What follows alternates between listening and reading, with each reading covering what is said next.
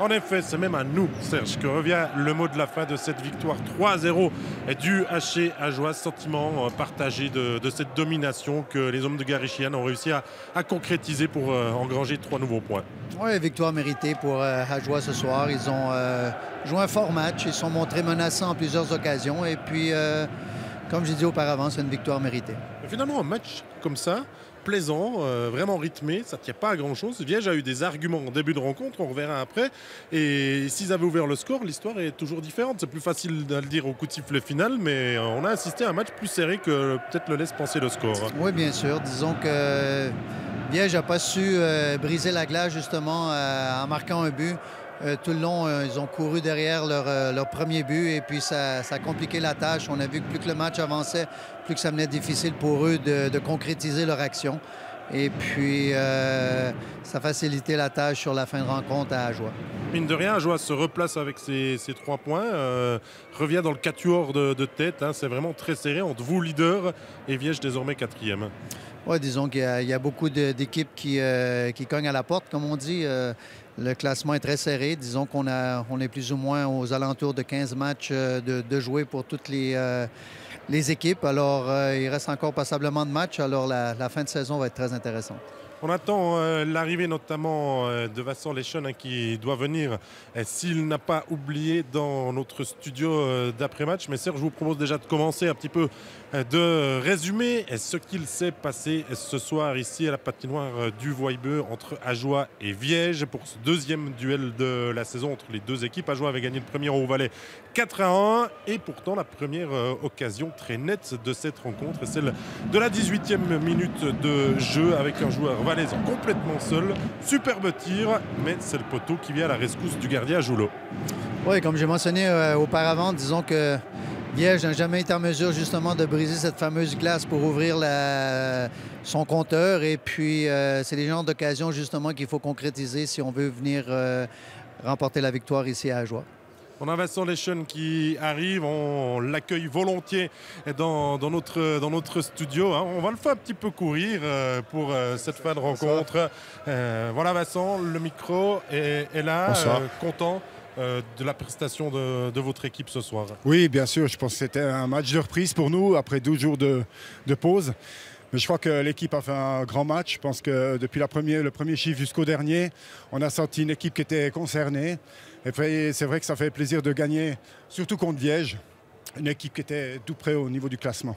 On a revu la première opportunité pour les Hauts-Valaisans avec ce tir sur le poteau en fin de première période. On va voir maintenant l'ouverture du score.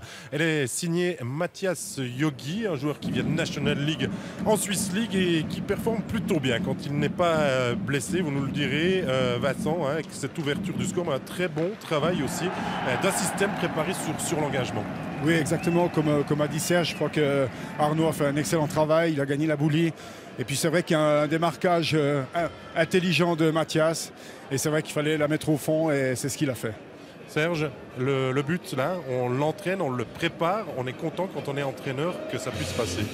Ouais, disons qu'avant tout, c'est toujours ce que je dis à mes joueurs, lorsqu'on gagne les engagements, on a la possibilité de passer à l'offensive. Alors, c'est qu'est-ce qui s'est passé du côté d'Ajoie avec cet engagement remporté par Montandon. Ensuite, comme on a analysé au cours de la rencontre ce soir, le défenseur n'avait pas vraiment de ligne de tir vers le filet, donc il a plutôt décidé de remettre le puck derrière le filet. Puis Montandon a bien joué. Il a utilisé son gros gabarit pour bien protéger le puck. Et puis, une passe savante à Yogi devant le filet. Et puis, lui, il s'est bien servi de ce caviar. Ça a été longtemps un match, on va dire, hésitant dans le score, pas dans la prestation sur la glace. C'est une histoire de poteau aussi. Regardez l'action suivante avec un Jonathan Hazen qui là est quand même dans une position, Vincent, on va se le dire, un peu difficile. L'angle n'est pas très ouvert pour ajuster le poteau, mais c'était pas son soir à votre top score. Là, je pense que là, l'action, c'est Schmutz. Oui, exactement. Et puis Hazen qui vient tirer sur le poteau, deuxième poteau. Oui, c'est vrai que ce soir, il a eu des occasions.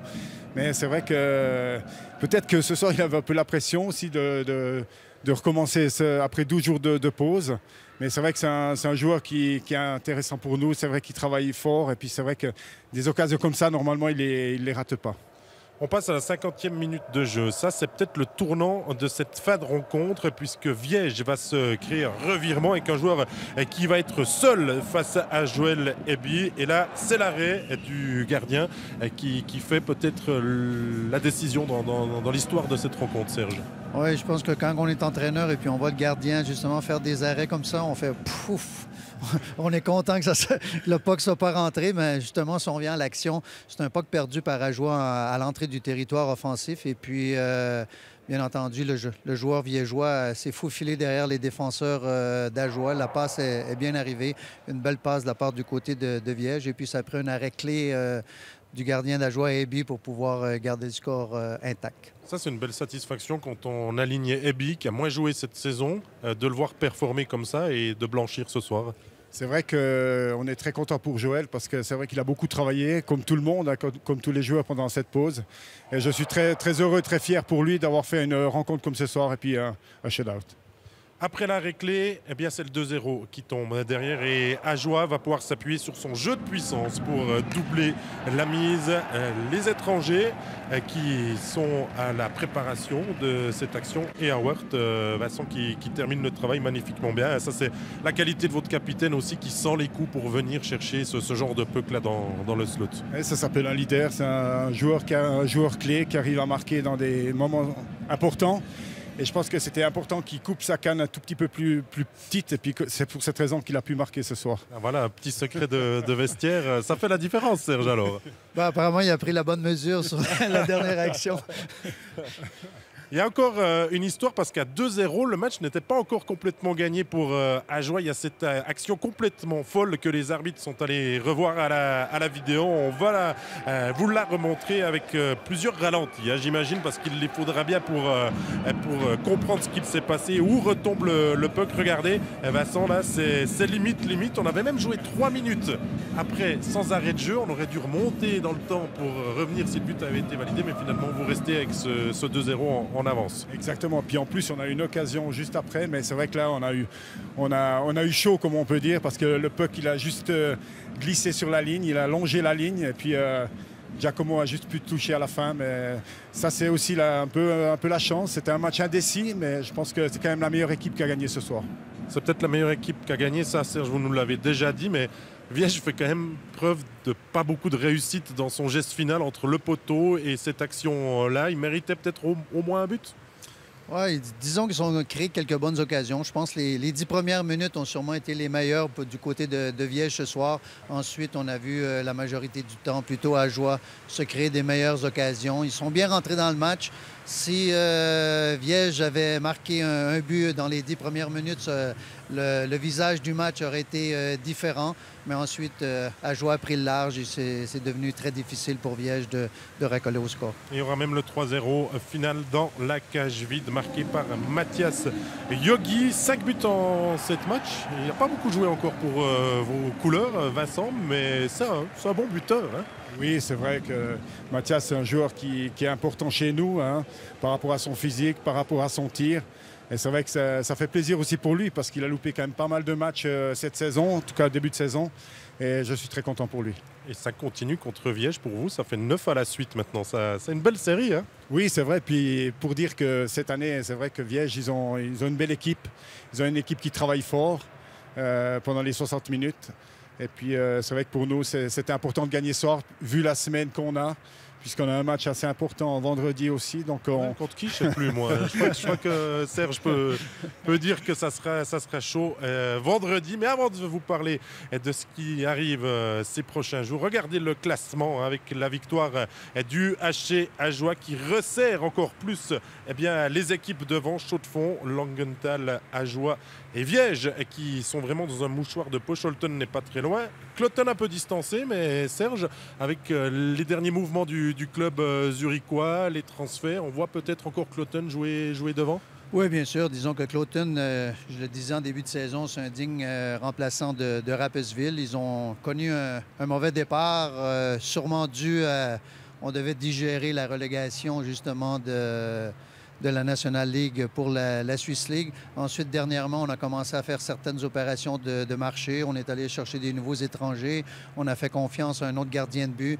Donc, on a plus d'équilibre du côté de Cloton. Et puis, on a vu dernièrement qu'ils sont sur une belle séquence de victoires. Donc, on va les voir tôt ou tard dans les premiers rangs dans les prochaines semaines. Vincent, vous nous l'avez dit, pas beaucoup le temps de vous reposer pour vous. Vendredi, c'est un petit derby contre Chaux-de-Fonds. Il y avait de la satisfaction de l'avoir bien préparé contre Viège. On viendra forcément pour essayer en fait, de trouver la solution face au HCC cette saison. Oui, exactement, parce que ça fait 2 fois qu'on perd. C'est vrai que le momentum est de notre côté aussi. J'espère qu'on fasse un grand match et puis que les joueurs, les gens aussi, les spectateurs ont du plaisir à voir ce match, ce derby. Ça sera pour vendredi. Merci Vincent Leschen d'être venu dans notre studio. Merci Serge Pelletier d'avoir été mon consultant pour cette soirée. Merci aussi à la régie pour la bonne tenue de cette émission. Et on vous dit à tout bientôt parce que le hockey, ça continue sur MySports.